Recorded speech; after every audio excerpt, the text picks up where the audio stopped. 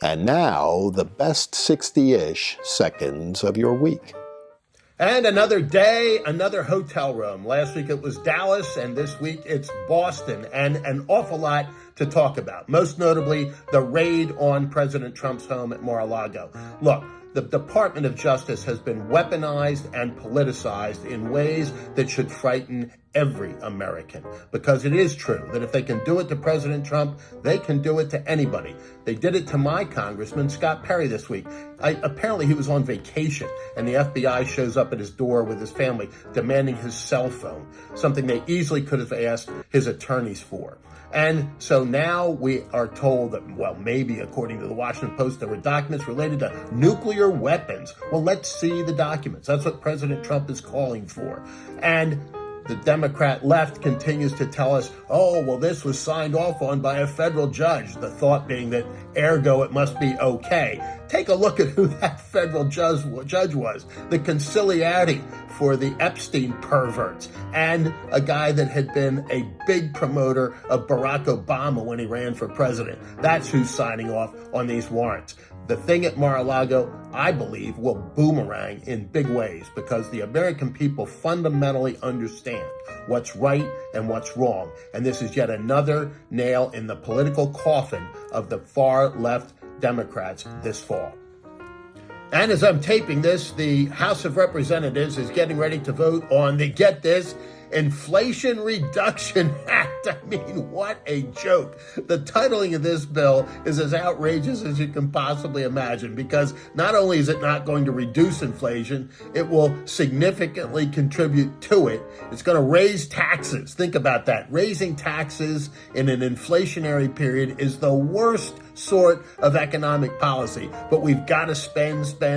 We keep hearing the word invest, but the truth of the matter is government doesn't have any money to invest. They simply spend what the taxpayers will provide to them. And I don't have too many of my neighbors coming up to me saying, you know, Charlie, my life would be a little bit better if only my taxes were a little higher.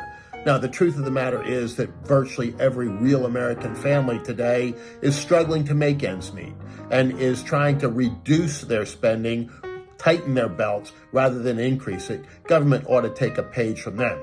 Meanwhile, Joe Biden tells us that really we shouldn't have anything to worry about because there's no need to reduce inflation because, according to him, inflation is at zero. He told the American people this week, we have zero inflation in the month of July. Who is he kidding?